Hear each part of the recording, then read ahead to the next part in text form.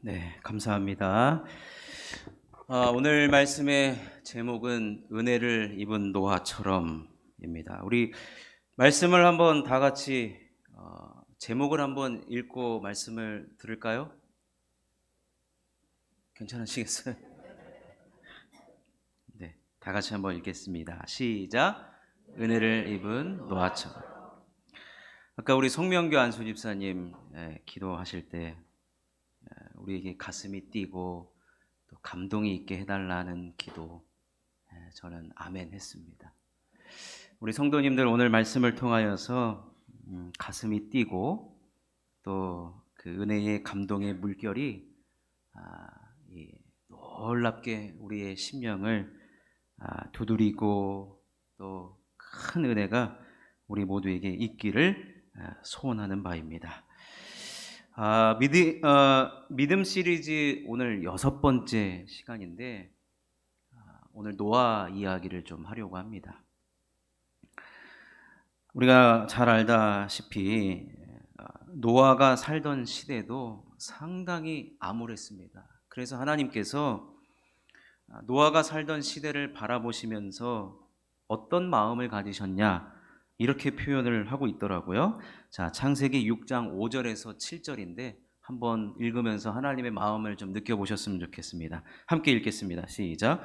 여호와께서 사람의 죄악이 세상에 가득함과 그의 마음으로 생각하는 모든 계획이 항상 악할 뿐임을 보시고 땅 위에 사람 지으셨음을 한탄하사 마음에 근심하시고 이르시되 내가 창조한 사람을 내가 지면에서 쓸어버리되 사람으로부터 가축과 기는 것과 공중의 새까지 그리하리니 이는 내가 그것들을 지었음을 한탄함이니라 하시니라.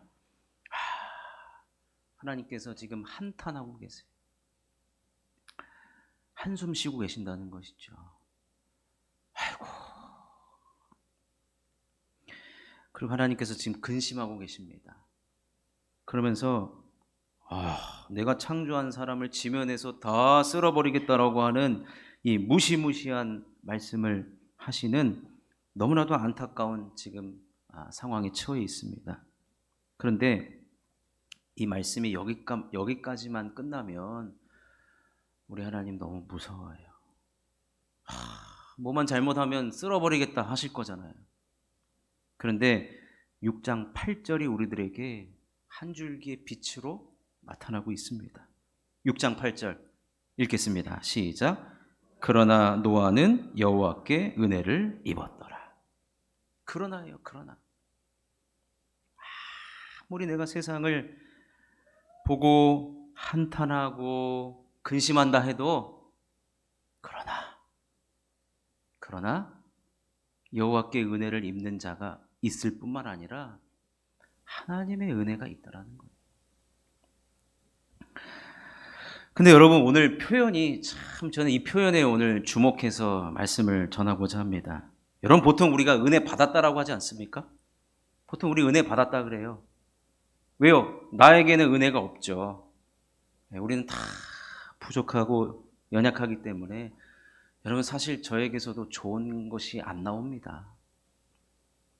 근데 우리 하나님께는 우리들에게 주시고자 하는 은혜가 있습니다. 그래서 하나님은 은혜를 주시는 분, 그래서 우리는 은혜를 받는 입장인데 오늘 표현은 은혜를 뭐라고 돼 있어요? 입었더라고 돼 있어요. 입었더라. 독특한 표현입니다.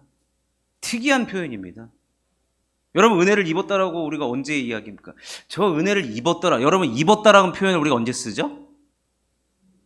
그렇죠. 옷 입을 때죠. 옷 입을 때입니다. 하나님이요 은혜라는 옷을 우리 노아에게 지금 입혀주는 거예요. 어떻게 생긴지는 모릅니다. 그런데 은혜라는 그 옷을 하나님께서 친히 만드셔서 그 옷을 입혔다. 뭐 어떻게 생겼는지도 모르고 어떤 디자인인지도 모르지만 우리는 오늘 표현에서 보면 지금 노아는 은혜를 입었어요. 은혜라는 옷을 입었습니다. 자, 이 표현을 가지고 제가 구약을 들여다보니까 성경에서는 옷에 대한 이야기가 많이 나옵니다. 특별히 그럼 이 옷에 대한 우리가 그냥 입고 다니는 옷, 평범한 옷을 성경에서는 굳이 이야기하지 않고 성경에서 나오는 옷은 특별한 사명을 가진 자들이 입게 되는 옷을 설명을 합니다. 그 중에 가장 먼저 살펴볼 수 있는 것이 뭐냐면 제사장의 옷은 아주 특별했습니다. 하나님께 제사를 드리고 예배를 드리는 그 위치에 있던 제사장이 입을 수 있는 옷이 있어요. 제사장만 입을 수 있는 옷이 있어요. 특별히 아론이 위임식을 하거든요. 여러분 이제 돌아오는 토요일 날 이제 담임 목사 위임식을 하게 되는데 그 성경적인 근거가 아론의 위임식부터 시작이 됩니다. 역사와 전통이 있는 거죠. 아론이 위임식을 할 때 하나님께서 아론 제사장이 입어야 하는 옷에 대해서 무려 성경 한 장 이상을 할애하면서 그 옷은 이렇게 만들어라고 말씀하시는데 우리 한 절만 읽어보겠습니다. 출애굽기 39장 1절 말씀 시작. 그들은 여호와께서 모세에게 명령하신 대로 청색, 자색, 홍색 실로 성소에서 섬길 때 입을 정교한 옷을 만들고 또 아론을 위해 거룩한 옷을 만들었더라. 여기서부터 이제 31절까지 제사장이 입는 옷에 대해서 어떤 보석을 넣고 어떤 재질로 하며 어떻게 하라고 쭉 나오고 있습니다. 무엇을 말하느냐? 저 옷을 입은 사람은 누군지 단번에 알아보게 돼 있는 거예요. 대제사장만이 입는 옷이구나. 또 한 가지의 경우를 살펴보면 여러분 요셉 아시죠? 요셉은요 아버지가 특별하게 사랑해가지고 특별한 옷을 입혀줬어요. 성경에는 채색 옷이라고 표현되고 있는데 창세기 37장 3절을 읽어보겠습니다. 시작. 요셉은 노년에 얻은 아들이므로 이스라엘이 여러 아들들보다 그를 더 사랑하므로 그를 위하여 채색 옷을 지었더니. 여러분 지금 노년에 얻은 아들이기 때문에 더 사랑했습니다. 근데 사실 여러분 눈에 넣어도 안 아픈 아들이기 때문에 더 좋은 것을 많이 주고 싶잖아요. 부모된 입장으로서. 그죠? 근데 지금 사실은 성경은 그거를 이야기하는 게 아닙니다. 무슨 말이냐? 여기서 말하는 일단 채색 옷은 어디서 봐도 튀는 옷이에요. 저 옷을 입고 다니는 제가 요셉이라는 것을 모든 사람이 알 정도의 그런 화려한 옷이었습니다. 너무 사랑해서 특별하게 지어준 우리가 명절 때 뭐 설빔 이런 거 입잖아요. 그런 것을 지금 말하는 것이 아니라 요셉이 비록 나이가 어렸지만 하나님께서 요셉에게 주신 사명이 있었거든요. 그 사명 때문에 채색 옷을 지어서 입혔던 거예요. 근데 그 요셉이 가졌던 사명이 무엇이었길래 그 채색 옷을 입혔느냐? 그게 바로 앞절 2절 후반부에 나옵니다. 앞절 후반부에 그가 그들의 잘못을 말씀 좀 띄워주십시오. 2절 그 맨 마지막에 보면 그가 그들의 잘못을 아버지에게 말하더라. 이게 뭐냐면 요셉이 형들과 있을 때 형들이 잘못한 것을 아버지한테 가서 다 고자질을 해요. 그래서 사람들이 이것이 인문학적 눈으로 보면 아 요셉 참 고자질 잘하는 놈이네 라고 판단할 수 있지만 성경은 지금 요셉의 됨됨이 인격을 이야기하는 것이 아니라 그가 가진 사명이었기 때문에 그래요. 그럼 고자질하는 사명은 뭐냐? 여러분 제사장 직분이 뭐예요? 우리들의 죄를 다 하나님 앞에 끌고 가서 하나님 앞에 그 죄를 없이 해달라고 하는 것이 죄를 지적하는 역할이 제사장이면서 선지자가 어떤 역할을 했습니까? 주님께 돌아오라. 제사장 겸 선지자 역할을 했기 때문에 요셉이 형들의 잘못을 아버지한테 이야기하고 아버지가 그것을 하나님의 말씀으로 가르치는 그것 때문에 지금 채색 옷을 입은 것입니다.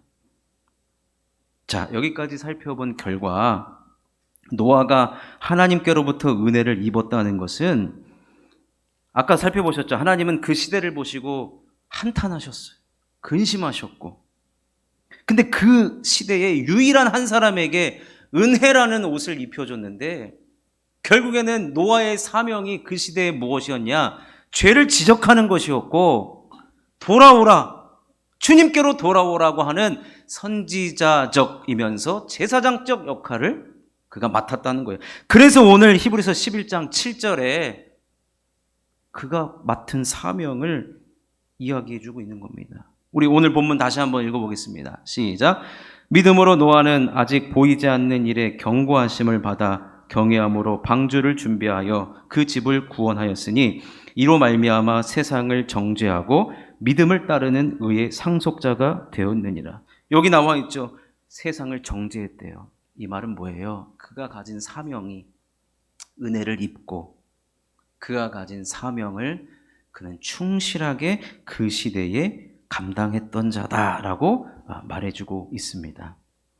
자, 여기까지를 보고 제가 오늘 이 말씀을 가지고 노아가 은혜를 입었어요. 근데 은혜를 우리 쉽게 얘기해 은혜를 받았어요. 근데 노아가 그 받은 은혜를 선지자적으로 제사장적으로 그 은혜를 소비합니다. 그 은혜를 소비하는데 어떻게 소비하는지를 제가 그 부분을 집중해서 말씀을 드리고자 합니다. 여러분, 지금 히브리서 11장 7절에 노아가 하나님을 지금 경외하는 자로 나왔거든요.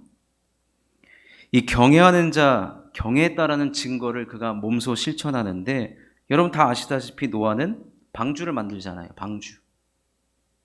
방주를 만들 때 그 방주의 재질은 고페르나무였어요. 고페르나무. 그리고 그 안에다가 역청을 발랐습니다. 우리로 얘기하면 지금 역청이 아마 아스팔트를 발라서 물이 들어오지 못하도록, 새지 못하도록. 그리고 하나님께서 방주의 크기를 말씀해 주시고 거기에 창문도 내고 또 방주는 3층으로 지으라고 말씀하셨어요. 그리고 방주에 들어갈 사람과 생물, 그곳에 들어가야 될 모든 것들을 다 말씀해 주셨는데 이 말씀을 듣고 노아는 어떻게 했느냐? 자, 창세기 6장 22절을 읽어보겠습니다. 시작. 노아가 그와 같이 하여 하나님이 자기에게 명하신 대로 다 준행하였더라. 그는 다 준행했어요. 왜요? 경외하는 자였기 때문에. 하나님을 경외하는 자였기 때문에. 근데 이번 한 번으로 표현한 것이 아니라 7장 5절에도 동일한 표현이 나옵니다. 읽어보겠습니다. 시작. 노아가 여호와께서 자기에게 명하신 대로 다 준행하였더라. 이 준행하는 모습 속에서 노아가 자기가 받은 은혜, 자기가 입고 있는 그 은혜의 옷을 이제 소비하는 자의 모습으로 나타나는데 여러분 아시다시피 노아가 방주를 몇 년 동안 지었느냐? 학자들마다 이게 사실 좀 조금 이게 분분합니다만 그 중간을 딱 하면 약 100여 년 동안 방주를 지었어요. 여러분, 노아가 방주를 짓는 그 100여 년의 시간, 그리고 노아가 방주를 만드는데 들어갔던 고페르나무, 역청뿐만 아니라 모든 여러분 배를 만들려면 당연히 물질이 들어가지 않겠습니까? 시간과 물질이 들어가는 거 당연한데 아무리 성경을 들춰봐도 내가 물질을 줄 테니 지어라 그런 말이 나오지가 않아요. 그 뭐예요? 내 100년이라는 시간 그리고 이 방주를 짓는 모든 물질을 지금 노아 한 사람이 지금 혼자 다 감당했다는 것입니다. 이것이 바로 은혜를 입은 자가 즉 하나님을 경외하는 자가 은혜를 소비하는 모습을 보여주고 있는데 이것이 여러분 우리가 이 시대에 하나님께서 나를 부르셨다 또 선지자적 역할과 제사장적 역할을 베드로서에 보면은 우리가 다 거룩한 제사장이라고 하지 않습니까? 그러니까 우리가 이 시대에 사실은 노아인 거예요. 그러면 우리도 노아처럼 은혜를 입고 은혜를 소비해야 되는데 노아가 그 방향성을 지금 제시해 주고 있는 거예요, 우리들에게. 이미 그렇게 하고 있는 많은 분들도 계시고 또 그 길이 맞다라고 주님께서 지금 응원해 주시고 칭찬해 주시고 계신 것이고, 앞으로도 이 일에 동참하기를 원하신다는 것이죠. 제가 오늘 말씀에 이 소비라는 표현을 썼는데, 몇 년 전부터 이 서울대학교 김난도 교수 들어보셨는지 모르겠습니다. 서울대학교 소비학과 교수예요. 소비학과. 여러분, 요즘엔 사람들이 어떻게 소비하는지도 학문으로 연구를 합니다. 그래서 이 김난도 교수를 중심으로 트렌드 코리아라는 이름으로 매년마다 지금 책을 내고 있어요. 올해까지 트렌드 코리아 2024가 나왔는데, 그래도 저는 이렇게 매년 조금 이렇게 찾아보긴 하는데, 우리나라 사람들의 소비 트렌드를 조사를 하는데, 결국에는 무슨 말을 하느냐, 사람들이 어디에 소비를 하는가를 보면 세상에 돌아가는 흐름을 알 수 있다는 것. 돈의 흐름 속에 사람의 마음이 들어가 있기 때문에, 그래서 그것을 중심으로 우리 사회, 경제, 문화, 정치 등이 재편화되고 있다는 거예요. 여러분 요즘에 들어보셨나 모르겠어요. 알리, 테무 모르시죠? 알리. 중국에서 그 해외 직구를 하는데 너무 싸요. 너무 싸. 그러니까 젊은이들이 전부 다 그 해외 직구를 하는 거예요. 반품도 무료 배송이에요. 여러분, 결국에는 내가 무엇인가에, 그래서 요즘에 가심비, 가성비 막 이런 것도 나오잖아요. 결국 소비한다는 것은 내 마음이 그곳으로 가고 있다라고 하는 것과 마찬가지입니다. 아까도 말씀드렸죠. 노아는 은혜를 입었어요. 그리고 노아는 그 은혜를 소비합니다. 어떻게 소비했느냐? 두 가지입니다. 자신의 시간을 하나님께 소비했고, 자신의 물질을 하나님께 소비했다는 것입니다. 노아가 하나님께 드린 이 방주를 짓는 데 사용한 100년이라는 시간은 흘려 버려지는 것이 아니었어요. 노아가 방주를 지었을 때 나이가 500세예요. 근데 방주를 짓고 나니까 600세가 됐죠. 살아온 날들의 6분의 1을 하나님 앞에 온전히 드렸어요. 그 이상을 드렸겠죠, 사실은. 누가 이거를 보고 방주를 지을 때 사실 산 위에다가 지었거든요. 사람들이 방주만 짓고 있는 노아를 향해서 얼마나 손가락질을 많이 했겠습니까? 시간 허투루 쓰고 있다. 그런데 노아는요, 하나님을 위해서 쓰는 시간 아깝지 않다는 거예요. 거룩한 시간이라는 겁니다. 하나님 이것을 다 기억해 주셨죠. 하나님은 다 기억하십니다. 하나님을 위해서 사용한 그 100년을 하나님께서 3.5배로 갚아주십니다. 350년을 더 살아요. 홍수가 끝나고 나서 그가 350년을 더 삽니다. 여러분, 350년이 단순한 350년이 아닙니다. 왜냐하면 당시에 홍수로 다 죽었단 말이에요. 다 죽을 수밖에 없는 상황 가운데 혼자만 살아남은 거 아니에요. 특별한 은혜를 받은 거예요. 특별한 은혜. 하나님께 은혜를 입지 않았으면 그의 나이 600세 그도 홍수 심판과 함께 죽었어야 합니다. 그래 덤으로 얻은 인생이에요. 결국 하나님께 드린 그 거룩한 시간의 소비가 복된 시간으로 나에게 돌아왔다라는 것입니다. 또 하나 말씀드리면 그가 시간만 드린 것이 아닙니다. 여러분, 방주의 규모가 아까 말씀드렸죠. 제가 3층의 규모라고. 제가 이 크기를 어떻게 가늠할까 해서 보니까 우리나라 군함 이지스함이라고 있는데, 이것도 저도 잘 몰라요. 타보지도 않았으니까. 이지스함 중에 세종대왕함이라고 있어요.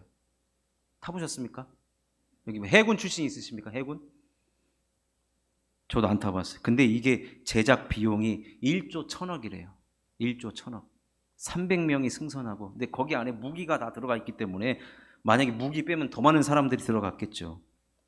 근데 여러분, 이거는 이제 지금 시대인 거고, 어찌됐든 그만한 배를 만들려면 그만한 돈이 들어가는데, 이게 국가 사업 아닙니까? 세금으로 하는 사업이고. 근데 노아 혼자 방주를 다 감당한 겁니다. 아까 다 준행하였더라라 그랬잖아요. 노아는 거룩한 소비를 한 거예요. 근데 여러분 결과적으로 보십시오. 그 배에 몇 명 탔습니까? 사람 몇 명 탔습니까? 겨우 8명 타려고 그렇게 크게 지었습니까? 저 같으면 그랬을 거예요. 하나님, 결과적으로 하나님 아셨잖아요.